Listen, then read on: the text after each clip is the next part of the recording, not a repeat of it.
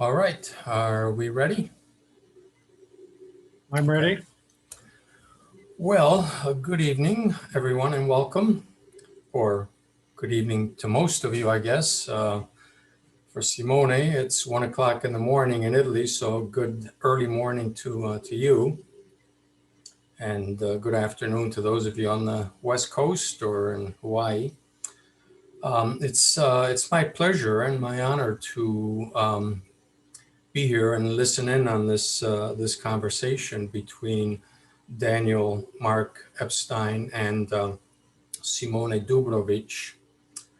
For those of us who were on the Hill in the late 1960s, we had our own Mount Olympus of sorts, our own luminaries, swim team, the basketball team, and among individuals, a luminary such as John Rinka for his physical virtuosity on the basketball court, and Daniel Mark Epstein was our verbal luminary on the page for his poetry. Already an established poet during his undergraduate years at Kenyon.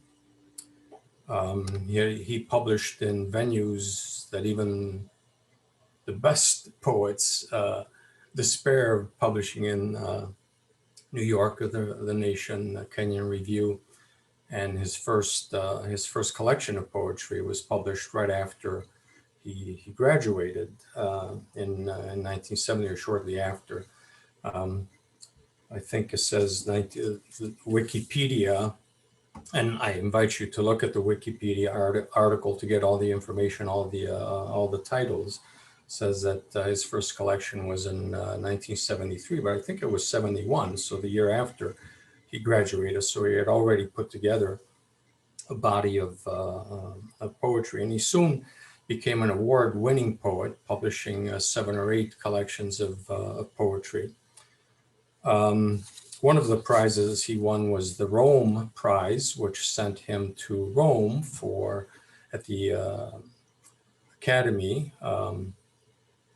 for a year or part of a year. And I think it's that experience where he learned Italian that then allowed him to collaborate with Simone on the translation of his last book. But not content to be a major important poet, he also turned his attention to becoming a historian and a biographer, and has become very, very successful there as well, publishing 7 or 8 volumes, I think. beginning with Aimee Semple, Sister Aimee, then Nat King Cole, and several, I think 3 volumes now on the Lincolns, and a recent one on Benjamin Franklin and his son, and the Revolutionary War within the family, because Benjamin Franklin and William, his son, were on opposite sides. And I think my favorite is the Ballad of Bob Dylan, which is probably his most successful in terms of readership, translated into several languages. And my suspicion is that it's that book that got the Nobel Committee to look at Bob Dylan and award him the Nobel Prize in literature, but I could be wrong about that. So very, very successful writer now with over 20 volumes of books between poetry and biographies and essays, as well as theatrical works, including things that are played on NPR every year, like The Two Menorah and Star of Wonder. And Simone Dubrovic, we had the pleasure of hearing last week, and it's their collaboration that we'll be talking about this evening. So let me see if I can share my screen here and show you some things. So can you see that on the, let me see if I can make that full screen so we see the whole thing. Can you all see that? Can you see the covers of the 2 books? So Dawn to Twilight is a collection of Dan's poems published in 2015, I think, where he collects some poems, the shorter poems from his previous collections. Those previous collections also contain some long form poems for which he had become quite well known for his longer poems, which were compared to Browning and others. But here he selected his shorter poems to act as a kind of autobiography in verse. And it's that volume that got Simone's attention, and that Simone then translated into Italian. So what you see on the right is Dall'alba al crepuscolo, which is the same title from Dawn to Twilight, which was published last year in 2020 by a very prestigious press in Italy, Raphael Editore. Simone, in his own right, I think is a poet, although his poetry is written in prose. With Raphael Editore, he has published 3 wonderful collections of little essays and reflections. They are poetic in every sense, a mastery of language, musicality, precision of meaning and language, of imagery.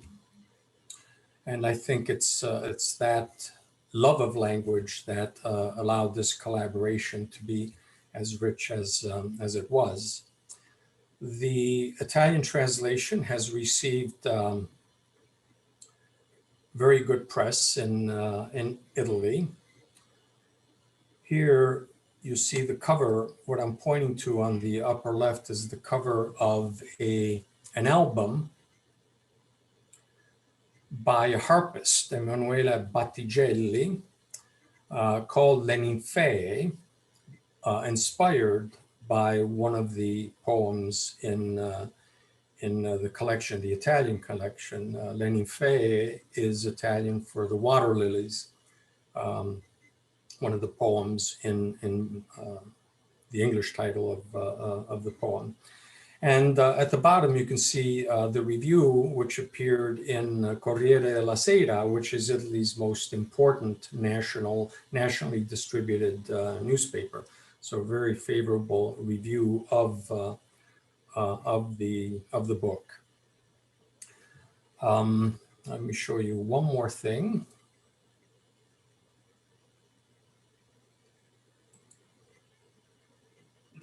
Let's see, how do I escape there?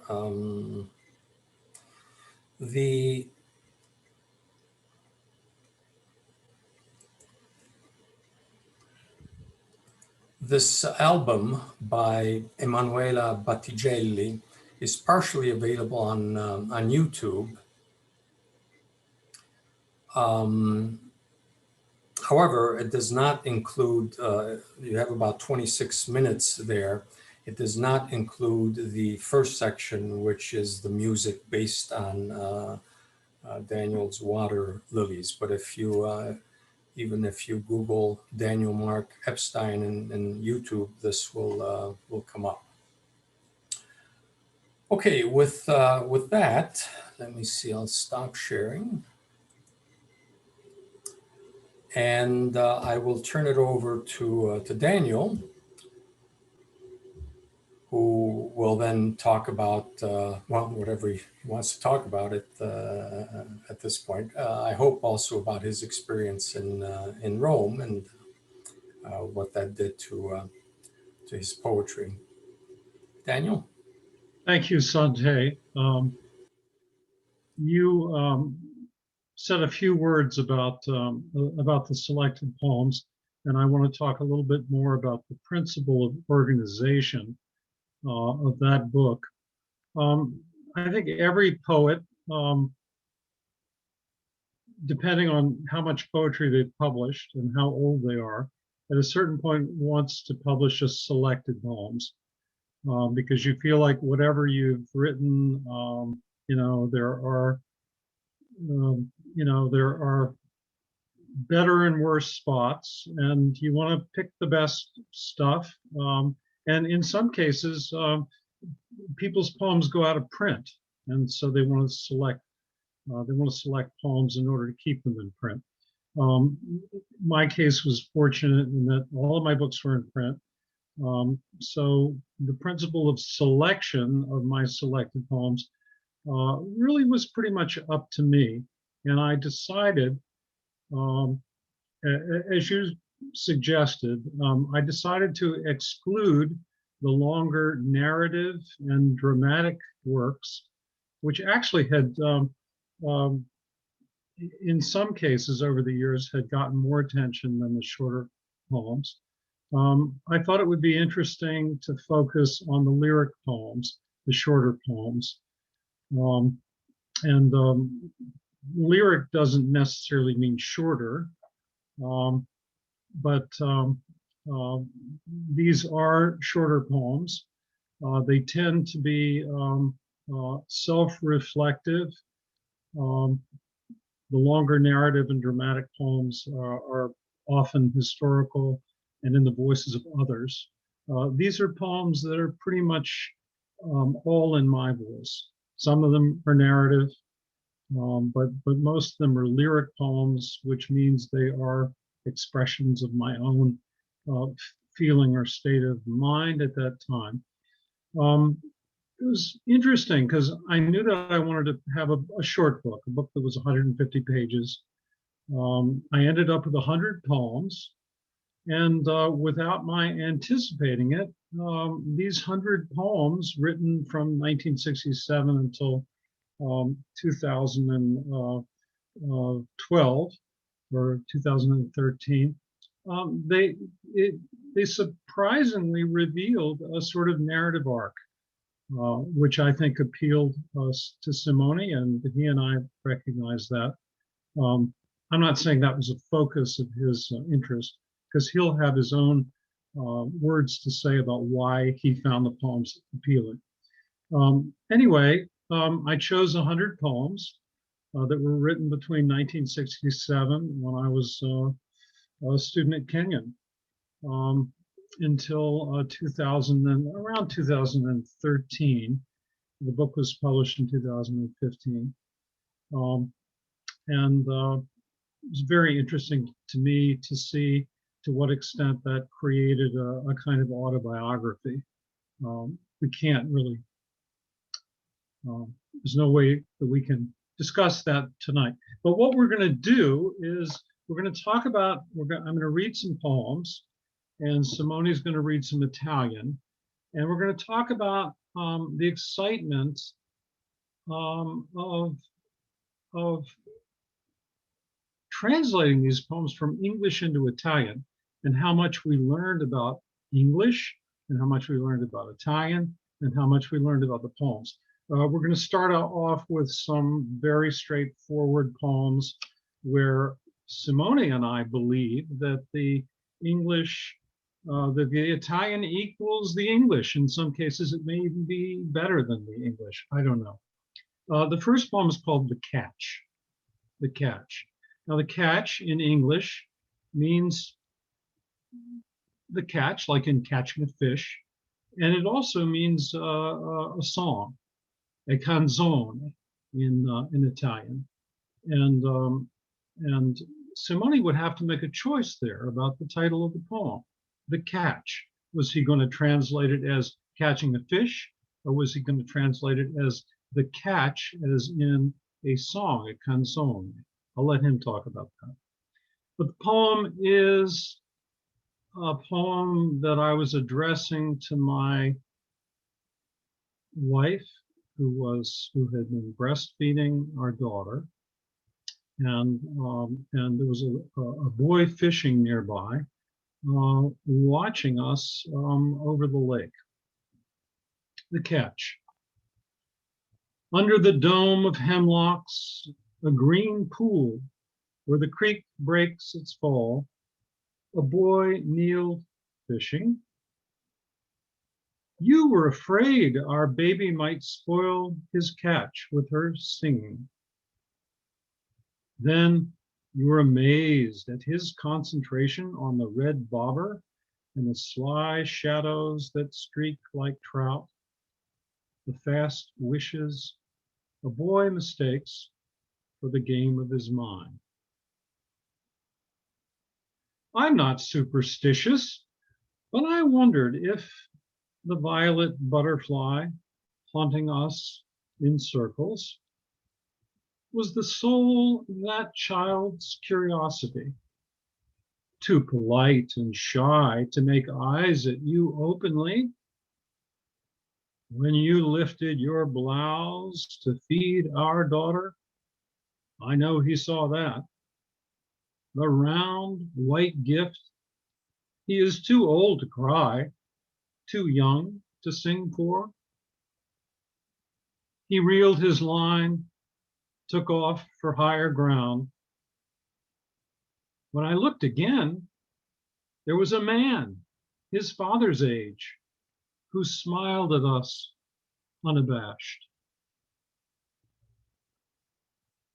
And now I'm going to turn it over to Simone so he can read the poem in Italian. And this is a poem, it's very cinematic. And Simone understands cinema. He's basically reproducing the images line by line, and he's also doing a wonderful thing with the rhythm. So, Simone? Hello, good evening, everyone. And of course, again, thank you to Sante, thank you to Daniel for being always too generous about me. But in any case, I have to say that coming back to what Daniel was saying before, the title of this poem, I was originally translating with catching a fish. He told me about the other meaning of the word catch, meaning a song. So that changed completely, of course, the sense of the poem also for me in translating it. So now I'm going to read the Italian translation, which I think is one of my, I don't want to say best translation, is one of the translation I like the most of the ones I have done in the book.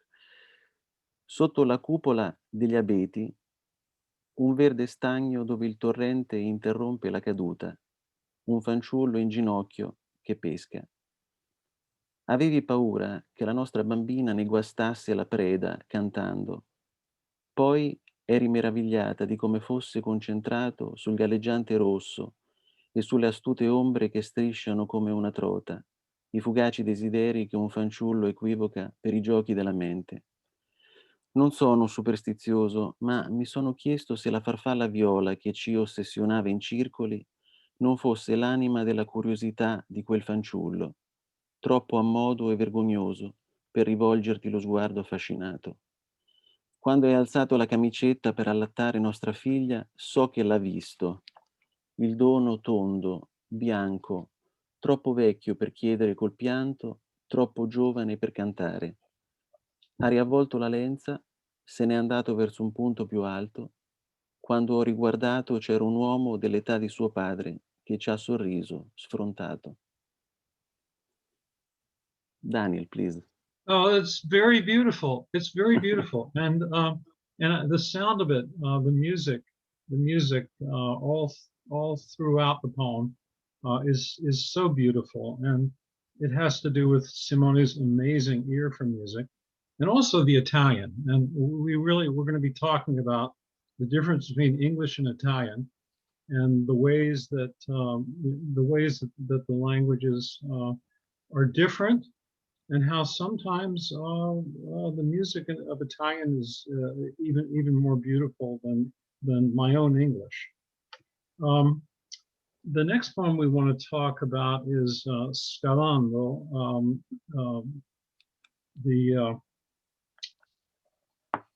in English, climbing, and this is a poem that really is about art. It's about poetry. It's about striving, and how we achieve things.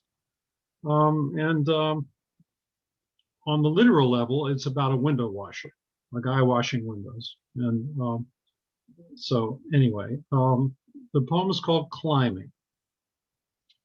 When he gave up mountains, he became a window washer, hoisting himself on block and tackle 50 stories above the street.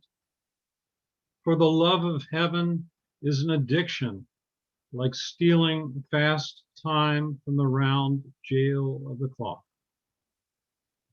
He loves high windows, saves them for last, looking down on the traffic, crawling workers whose vision he rinses clean as fresh glass. Pigeons swing like puppet birds under his hands. But does he think downward? Does he love his fear of the lurking flaw in the scaffold, the crack in the faithless plank? Does he think of the fatal journey between his living and his death? No.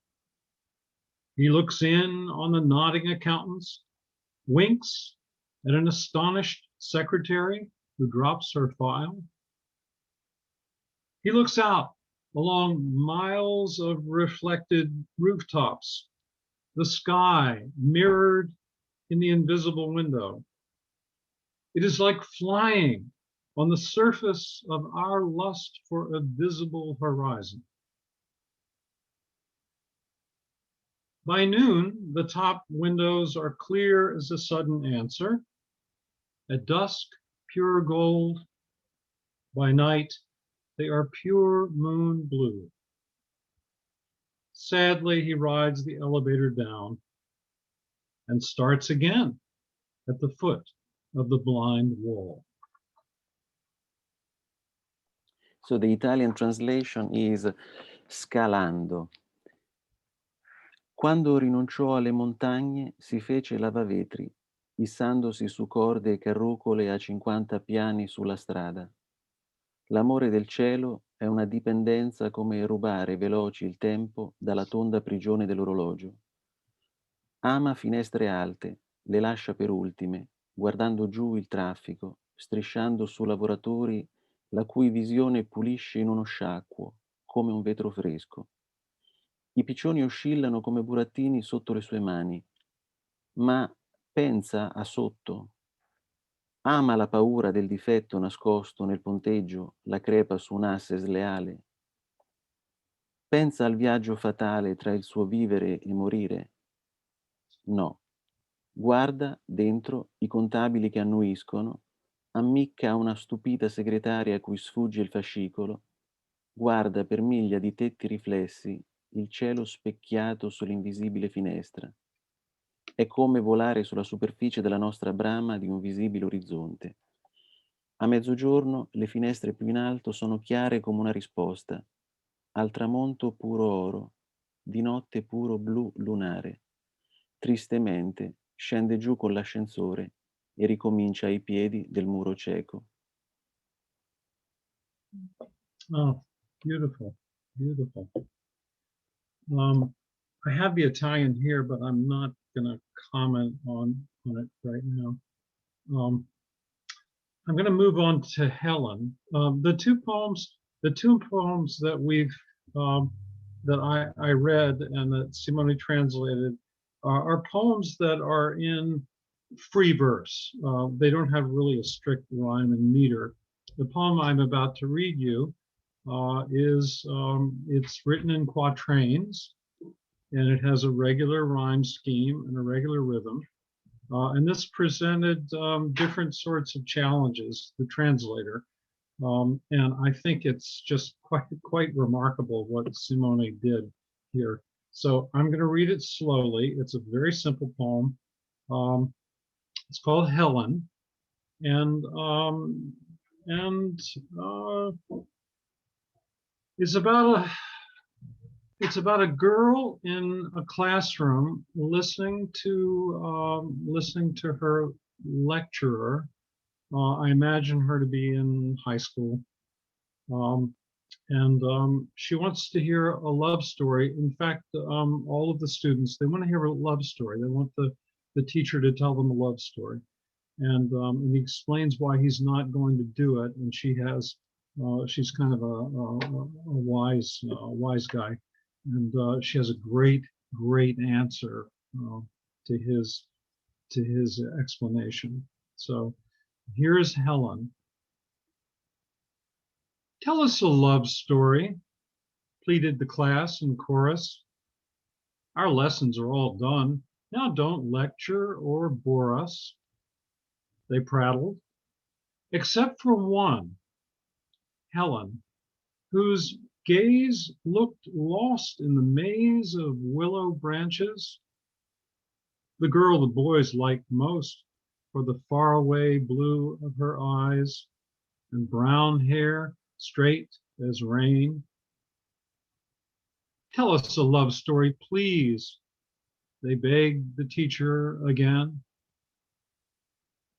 He frowned and longed for the bell, saying, all the love stories I know end in heartache or death. Then Helen, in the back row, called at last from her daydream in the voice of an innocent lover, tell us a love story anyway, and stop before it is over. So in Italian, of course, the title is still Helen.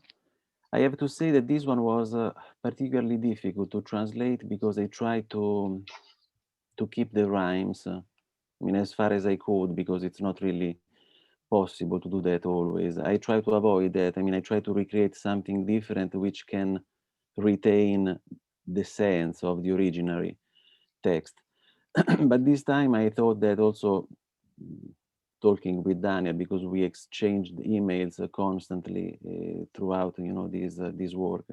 So we thought it was important to keep the same sort of scheme, even in terms of rhymes.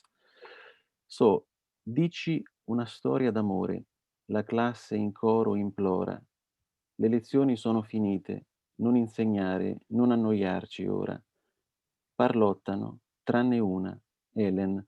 Nei rami labirintici del salice il suo sguardo sembra perso. Lei, quella che di più ai ragazzi piace, per il blu lontano dei suoi occhi, i capelli scuri, dritti, sembra piovano. Dici una storia d'amore, per favore, l'insegnante di nuovo pregano.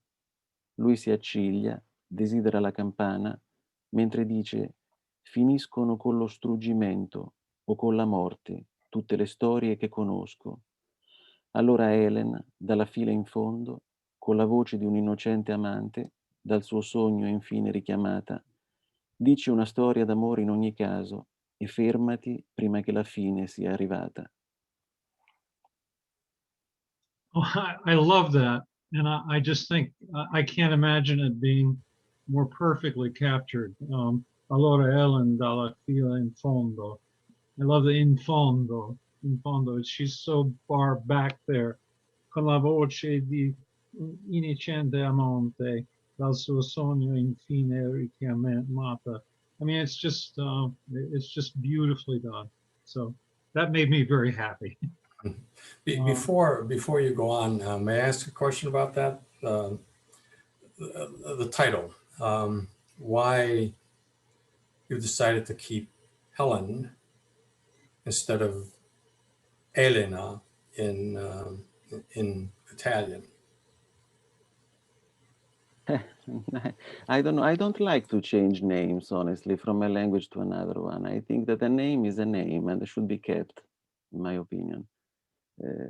So that's why also I don't give Italian names to my students. I call them by their English name. So yes, I did the same for the translation.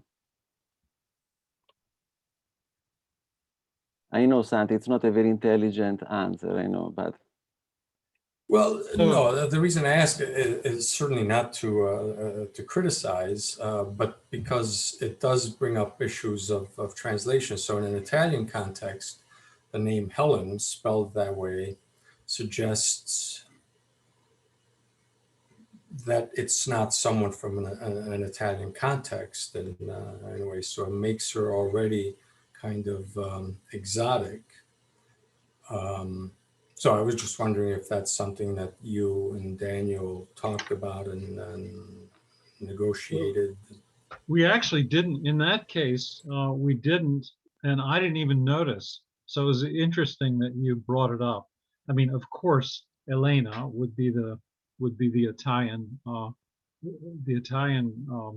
pronunciation, the Italian name. But because it was in English, I didn't even notice it. But Sante, you made, excuse me, Simone, you made an interesting comment about the fact that you can't capture something exactly in Italian, so you will suggest it. And this reminds me of a poem that I think Simone did a remarkable job on. I wrote a Sestina. Sestina is a very complicated, it's a very complicated Provençal form.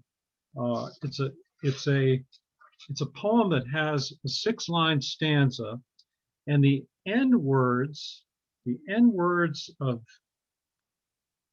each line, there are 6 end words, and they have to be repeated in a specific order over the course of the poem. The poem is 1, 2, 3, 4, 5, 6, 6 stanzas and an envoy, and those words, those end words at the end of the lines have to be repeated in a certain pattern. And it's very important in terms of this particular poem. The poem's called The Inheritance. It's a poem about the true story when my father died, and he left me certain problems and a certain legacy and so on. And there are words at the ends of the lines: father, shadow, money, death, bass, keys. And I'm not going to read the whole poem. The poem's too long, but I'm going to read you just a few of the stanzas. And then I want Simone to read the Italian, because I told Simone at the beginning, there is no way that you're going to be able to produce the exact form of the Sestina. It's almost impossible in English. In Italian, forget about it. And he said, well, let me see what I can do. And it'll be really interesting for you to hear the approximation, okay? The Inheritance. The night his heart stopped and my father drove the Cadillac haywire into a shadow, nobody knew where he'd been. A heap of money lay strewn across the front seat as if death had thrown it back in his face. In the ignition dangled his cryptic keys. My job to find the locks for those keys and what they guarded. A puzzle my father left scattered in his wake for me to face. I had to open the doors under his shadow, though one might easily open upon my death a scene of vengeance or a vault full of money. All we ever argued about was money, his love of it, my disdain. Now the keys of his kingdom fell to me as if death had longed to cast me in a role my father created as he watched from a shadow as I fumbled at entrances he refused to face, and on and on and on and on and on and on. But you hear the N words: father, shadow, money, death, face, keys, keys, father, face, shadow, death, money. Now listen to what Simone has done with that in Italian. So the title, the title of the poem, excuse me, is L'eredità. La notte che il cuore gli si fermò e mio padre guidò la Cadillac impazzita nell'ombra, nessuno seppe dov'era stato. I soldi giacevano sparsi sul sedile, come se la morte glieli avesse rigettati in faccia. Dall'accensione penzolavano le sue criptiche chiavi. Il compito, trovare la serratura di quelle chiavi e cosa custodivano. Un puzzle che mio padre sparpagliò come prova per me sulla sua scia. Dovevo aprire le porte sotto la sua ombra, benché una potesse aprirsi dopo la mia morte. Una scena di vendetta o un cavò pieno di soldi. Tutto ciò su cui sempre litigammo, i soldi. Lui li amava, io li disprezzavo. Ora le chiavi del suo regno giunsero a me, come se la morte volesse darmi un ruolo creato da mio padre, mentre nell'ombra guardava come armeggiavo a ingressi che lui, infine, rifiutò di affrontare. I mean, I just think that's marvelous. Chiave, chiave, morte, morte, ombra, soldi, soldi. You know, it's not the exact same order as the English Sestina, but it gives you the same feeling of those obsessive, the obsessions with those concepts. So that you know, I think part of what fascinates me about this process is there are certain challenges in translation that are sometimes very unique and sometimes fairly common. But that I thought was sort of unique. Have you ever tried to translate a Sestina into Italian? No, probably not.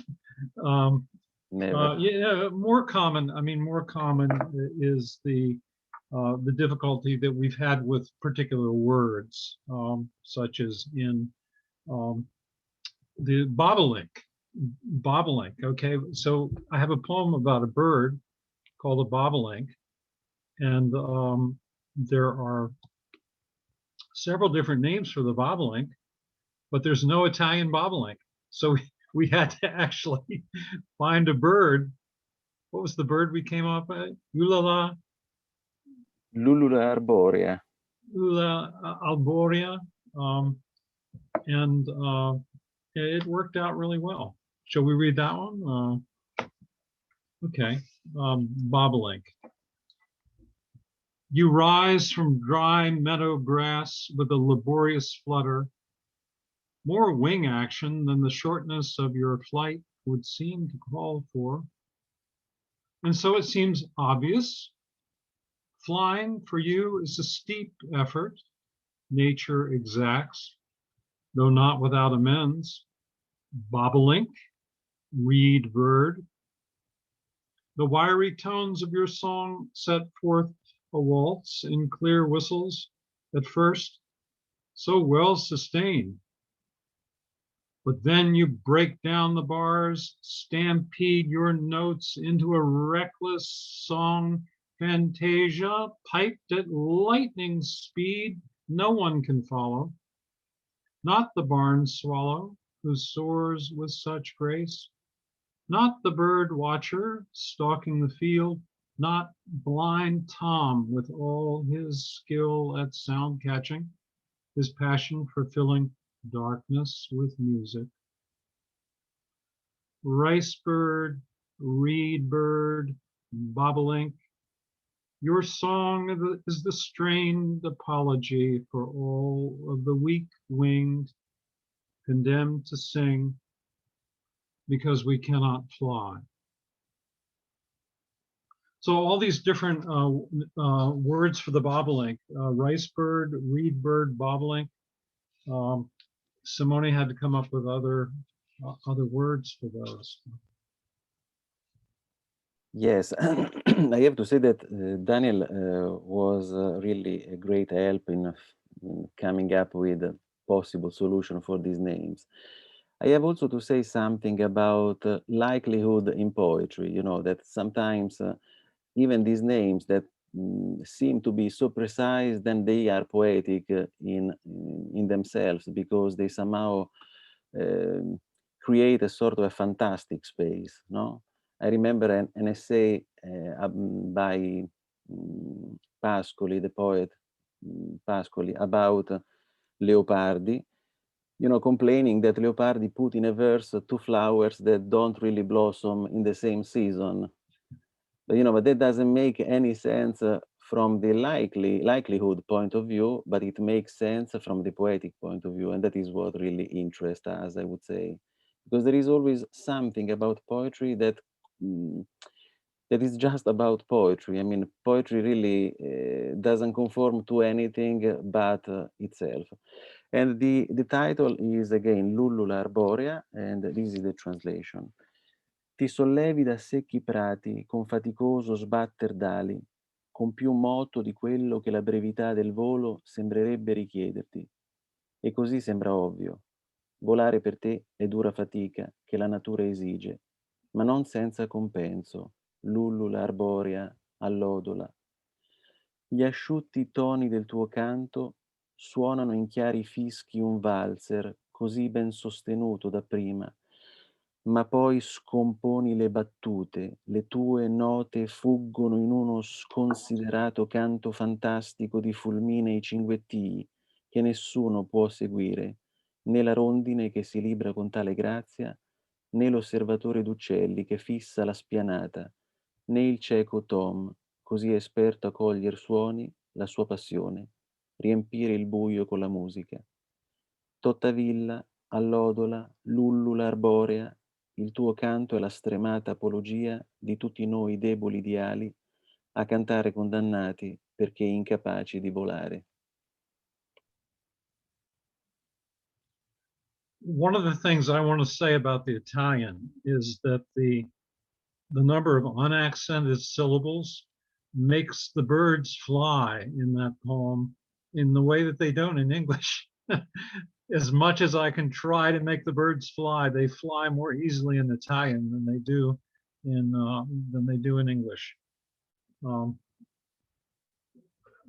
Simone was always amused when I would say, you know what, Simone, this line, this stanza, it's much better in Italian than it is in English.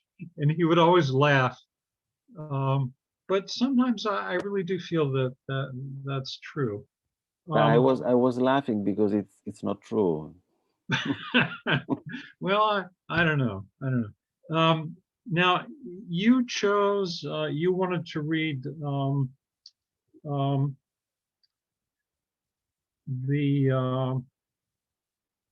Sulla Via di Casa. Sulla Via di Casa. That's one of your favorites, and I don't know if that presents any particular translation problems, but you certainly made a beautiful Italian poem of it. So I'm going to read it in English and and then maybe you can talk about why.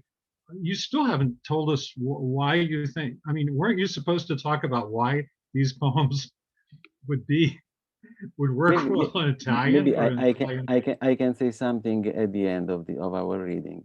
Hmm? Maybe you should say it soon. But Now, anyway, right now. anyway, Okay, no, no, you want to I do can. it now? You want to talk about it Yes, now? yes. I mean, Okay. I can say something. I mean, because I mean, I'm not gonna mm, be long really about this thing. I think that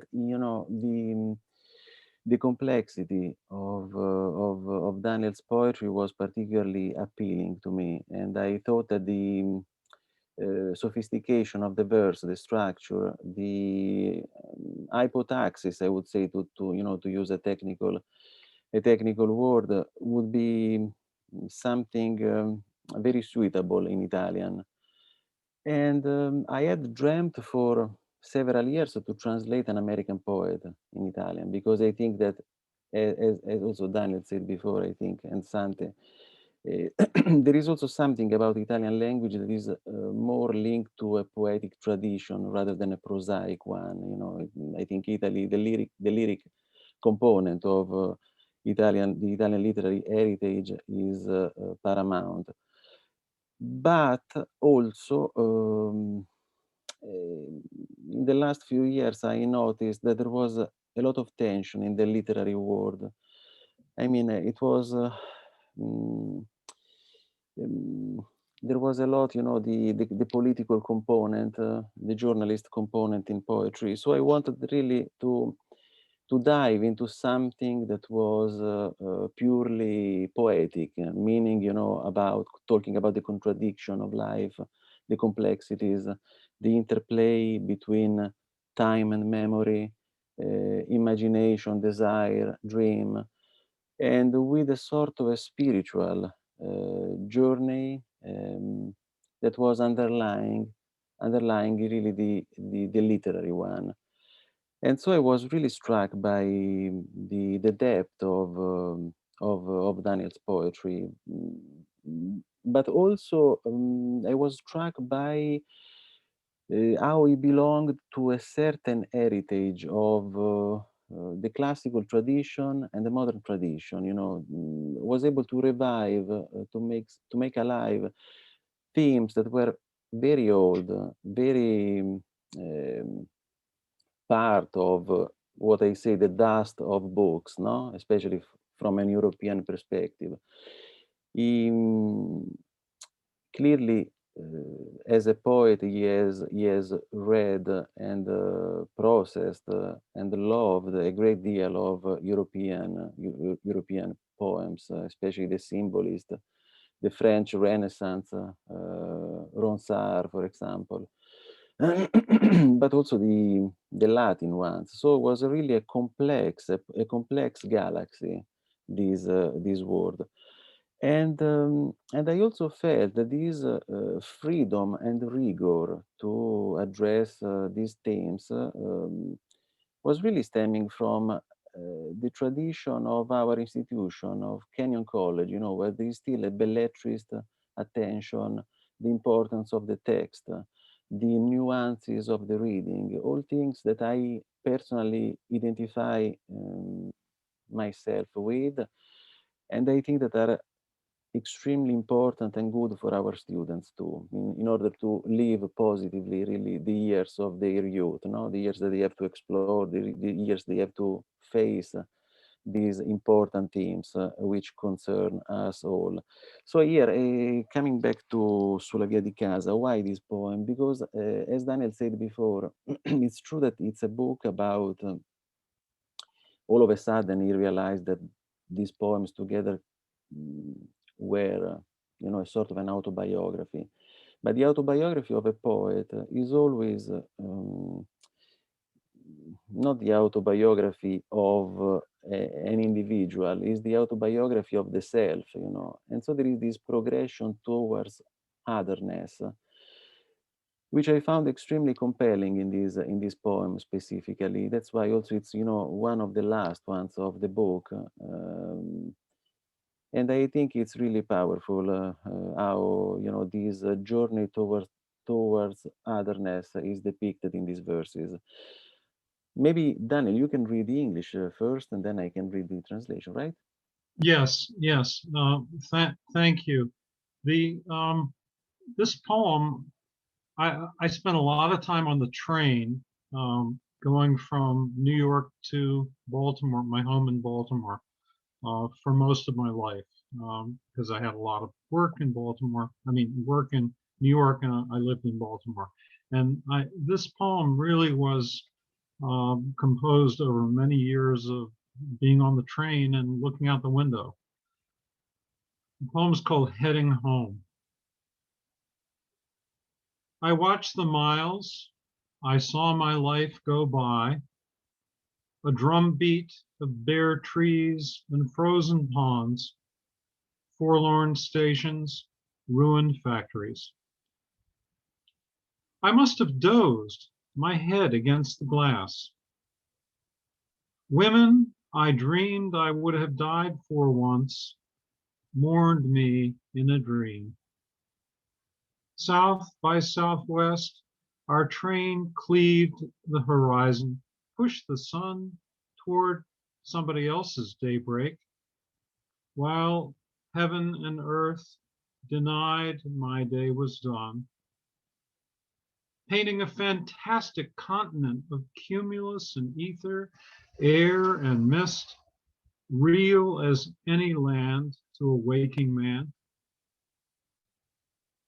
A wall of purple hills sloped to the shore in fluted cliffs.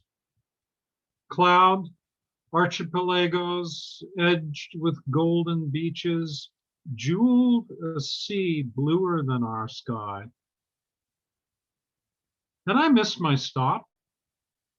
Now was I on my way out of this world, alone on the express to Elysium? Lotus trees, the lost woman of my dreams. Shadows deepened, and the speeding train rolled on into twilight.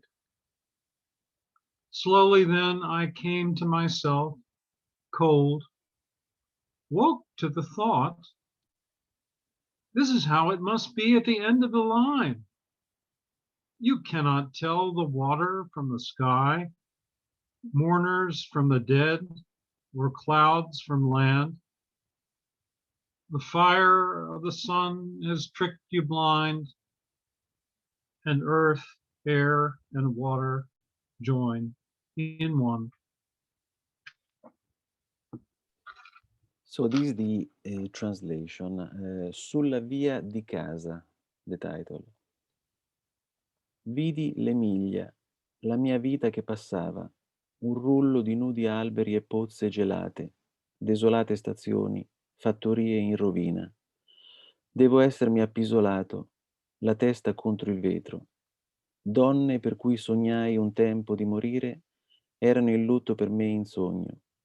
A sud-ovest il treno spaccò l'orizzonte, spinse il sole verso l'alba di qualcun altro, mentre cielo e terra negavano al mio giorno la fine, dipingendo un continente fantastico, di nubi e etere, aria e nebbia, reale come qualsiasi terra per chi è sveglio. Un muro di purpuree colline declinanti verso la costa in scogliere scanalate, arcipelaghi di nuvole con margini di spiagge d'oro, ingioiellavano un mare più blu del cielo. Mancai la fermata? Me ne stavo andando da questo mondo solo nell'espresso per l'Elisio, per gli alberi di loto, la donna perduta dei sogni. Le ombre si infittirono e a gran velocità il treno rotolò nel crepuscolo. Allora lentamente tornai in me, al freddo, svegliandomi al pensiero che questo era come doveva essere al capolinea. Non distingui l'acqua dal cielo, chi è in lutto da chi è morto, nuvole da terra. Il fuoco del sole ti ha ingannato accecandoti, e terra, aria e acqua diventano tutt'uno.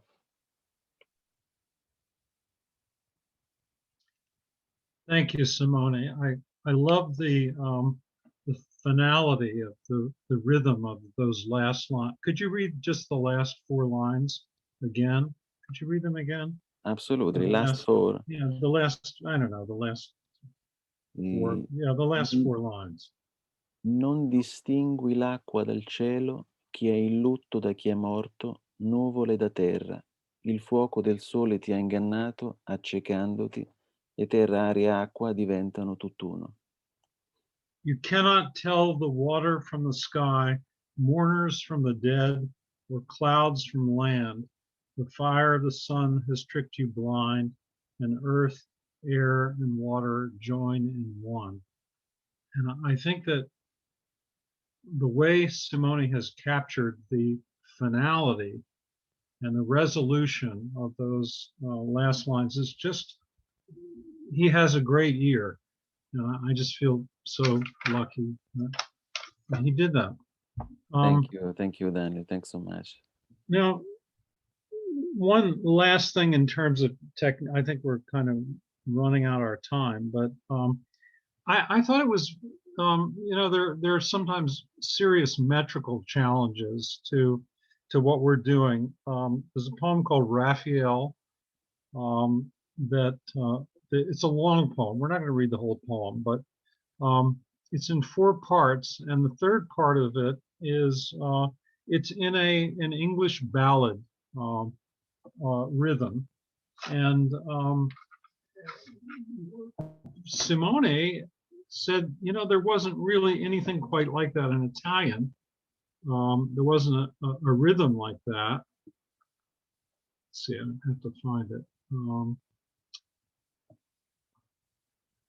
So he had to, why don't you talk a little bit about that, Simone, while I'm looking for the poem?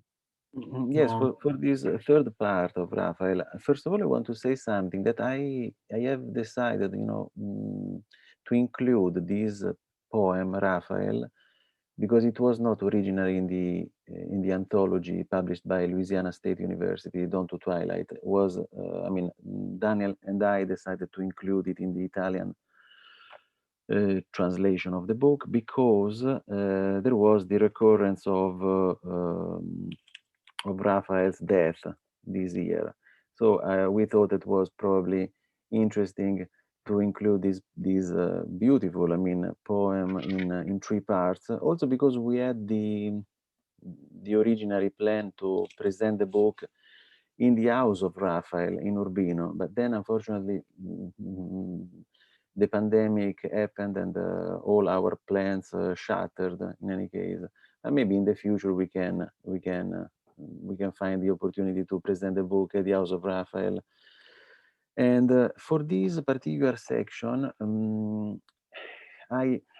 it's not that I have recreated a ballad, an English ballad, but I tried to come up with something rhythmical. And so in order to achieve that sort of movement of the verses, I used something that was wanted to be as close as possible to the 18th century settenario, a verse of 7 syllables, which is particularly apt to create a movement, a rapid movement. So I can read probably 3 or 4 stanzas just to give you an idea. Yeah, go ahead. Go ahead. Can I go? Anche in morte non si fugge dalla beffa della vita. Ambiziosi antiquari nel 1833 forse avevano un tuo teschio e non si poté far altro che scavare dentro il Pantheon per capire se eri tu, per sapere se eri lì, se lì era la tua bara. Ecco il minuto scheletro e poi il teschio, meraviglia. Qui scolpito il nome uomo, un uomo, sì, lo stesso. Solo uomo morte sa, occhi tondi e naso in mezzo. Unfortunately, I don't have the book with me because it's in another book, but the rhythm would be something like this. That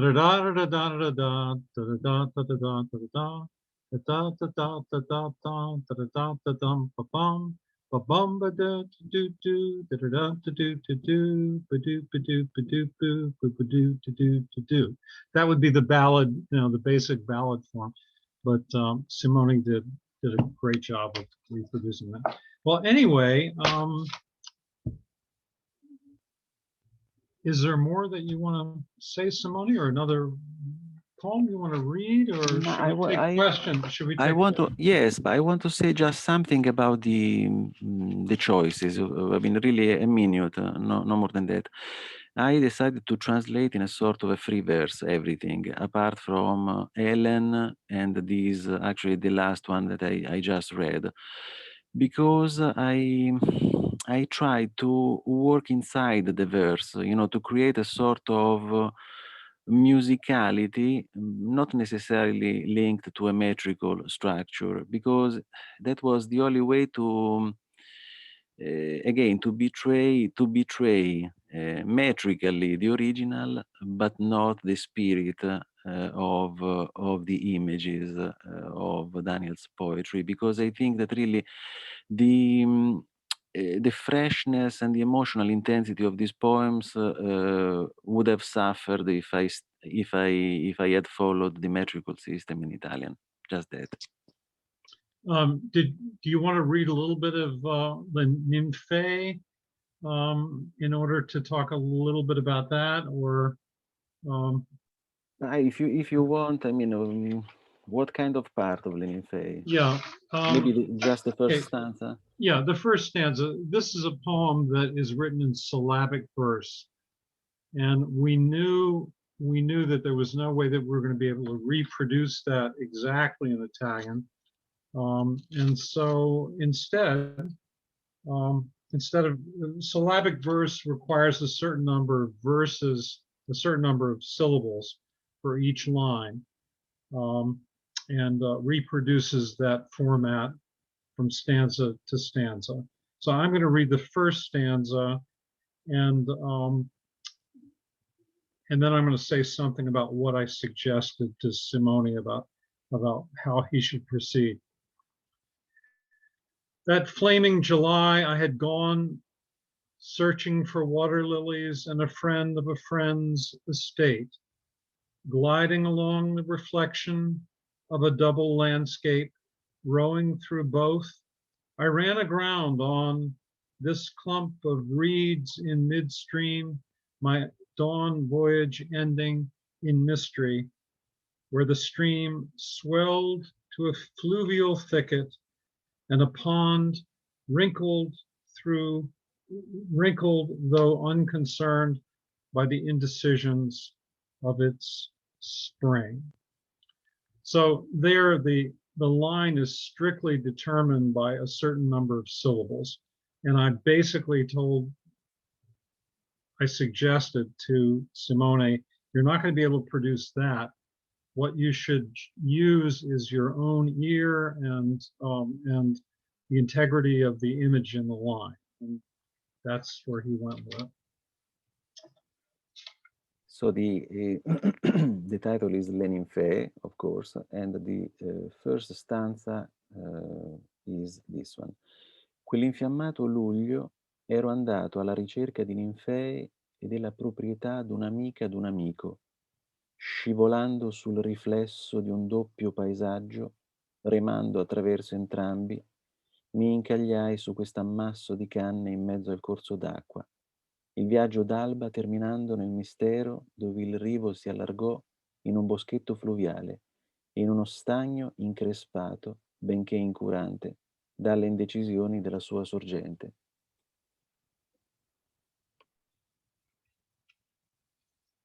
I think that's a wonderful simulacrum of what I was trying to do with the images in the line and the rhythm. So Also, Daniel, may I say Yeah. something a second, Daniel? May Sure. I say something about the Le Nymphae? Because it's interesting that this one was the poem which the harpist chose in order to come up with the improvisation, no? And so, you know, a musician recognizing the musicality of the text, and of course, she didn't want to illustrate the text in music, but in any case, probably this poem has something of the movement of the water that is particularly suitable for an harpist, no, for the instrument of the harp. Yes, I mean, I am so delighted that Emanuele um, composed that piece. I mean, it's so flattering uh, to you, because she read the Italian and responded to the imagery there. The poem, I think it's important to remind our audience that poem is based upon a prose poem by Mallarmé. So this is a poem with a long tradition. It obviously has an incredible life to go from French to English to Italian and now to the harp. What an extraordinary thing that's happened to this poem. I have to say also that Emanuela Battigelli is probably the greatest harpist in Italy right now. So I mean, she has played with Berliner Philharmoniker, with the most important, the most important groups, ensembles in the world. And so I mean, I think it's a success of our book, no? Yes, yes. If nothing else had happened, if nothing else had happened to the book, that would be a success. Indeed. I forgot to mention at the beginning that Daniel is also a translator. He has translated both from Greek and from Latin, so he has approached this from both ends. In Italian, whenever we talk about translation, it's de rigueur to use the word play traduttore, traditore, translator, trader, because to translate is necessary to betray. Either you're true to the rhythm or the rhyme or the meaning, but you always have to make choices, and something gets left behind in translation. But I think what we have heard this evening is that it's also a process of enrichment, that there's a lot you lose, but that there is also much that is gained that would not be produced otherwise. So as wonderful and rich as Daniel's poetry is, I think this process has enriched it even more. If nothing else, made it available to another public. So I think they've given me permission to allow for questions. If anyone has a question, I see one in the chat. It says from Karen Berchi. Simone, can you talk more about your process in approaching the poem? Approaching a poem generally, or Daniel's poem by Daniel? So Karen, can you, is it possible for you to unmute yourself and ask the question directly?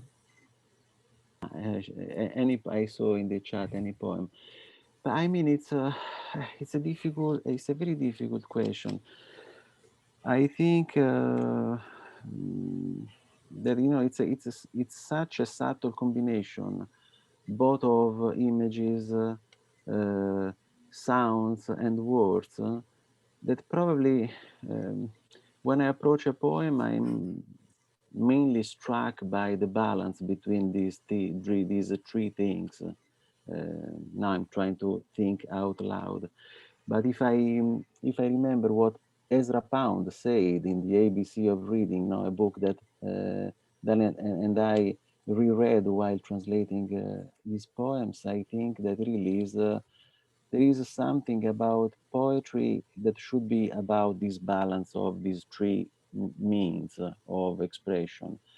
But also there is a component that cannot be reduced to anything, and it's like it's like the measure of gold, silver. There are poems which are gold, poems which are bronze, or poems which are silver, and that is difficult really to evaluate.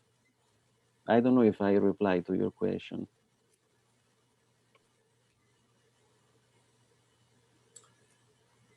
And Daniel, there's one for you from Saul Benjamin. Can you tell us something about what your teachers helped you discover about the life of a poet and storyteller? I learned so much from my teachers about language, and about how to read poetry. William McCullough was, an incredible inspiration in terms of my learning Latin and Greek. There was a poet who was here when I was a student named Michael Mott. He came to Kenyon when I was a freshman, and he left. When I graduated, he left. But he was a great storyteller, and he lived the life of a writer. He was a novelist, a poet, and he was the great biographer of Thomas Merton. And I learned something from him about the joy of the life of a writer, and the amount of courage that it takes to pursue what you're really interested in. The importance of knowing history and language and all of that. Kenyon was really just the best place for me to be as an undergraduate who wanted to be a writer. I mean, I was just surrounded by people who were passionate about literature. I became very good friends with John Crow Ransom when I got here, and he and I gave poetry readings together and spent a lot of time together. And he was a great inspiration to me. I mean, my life turned out not to be like Mr. Ransom's, but he was certainly a great example to me in terms of a man who had gone his own way and been a professor and a poet and a philosopher. So it's a very good question, and one I could talk about for hours.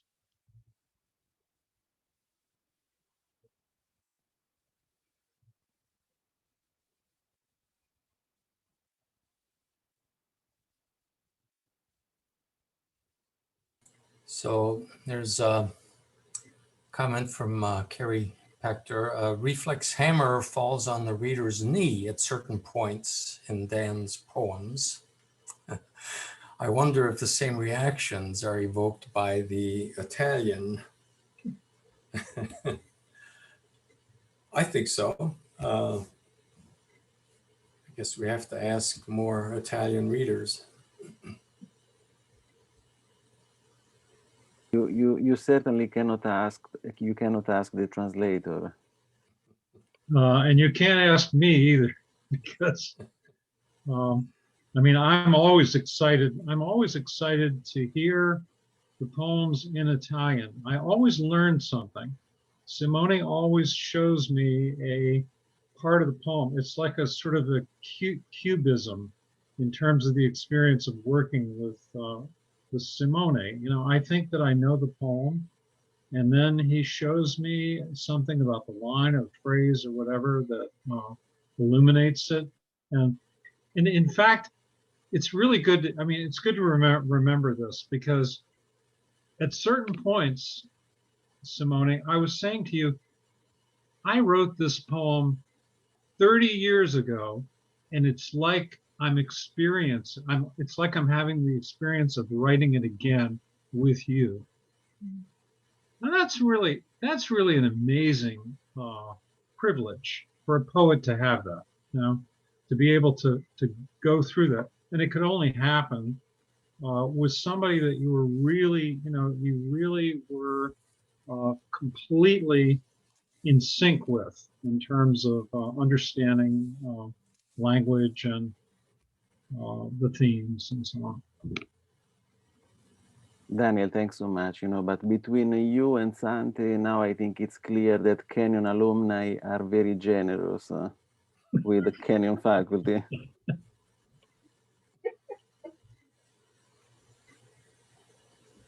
But truly, I mean, I have to say, apart from joking, it was really an important experience for me as well. I mean, I think it's pretty clear also from the commitment we have put together in the translation, that it was more than just translating a book. What was an experience, and the experience is always important, comes before anything else. I think that if the passion doesn't go end by end with literature, it's a literature that lacks of something, probably.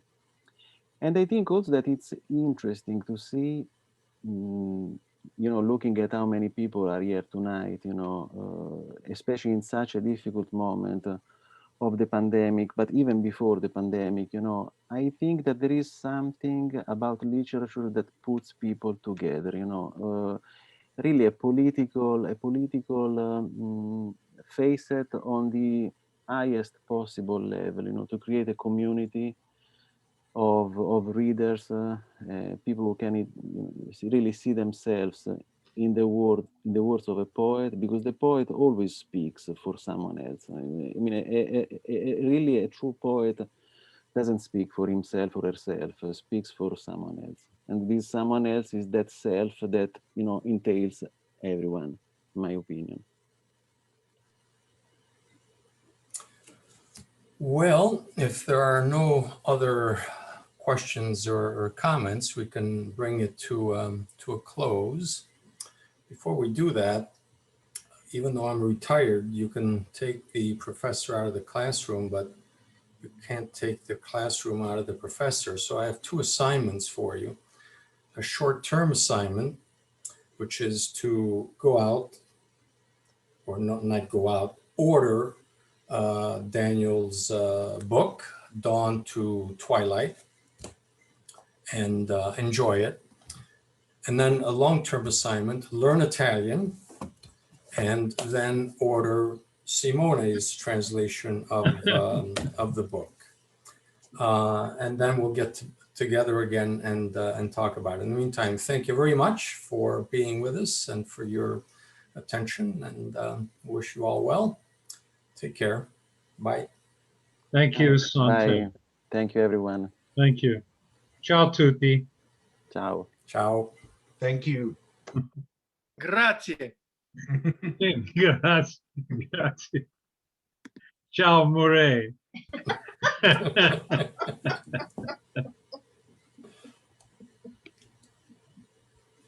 Simone, come home. Soon. Come back to America.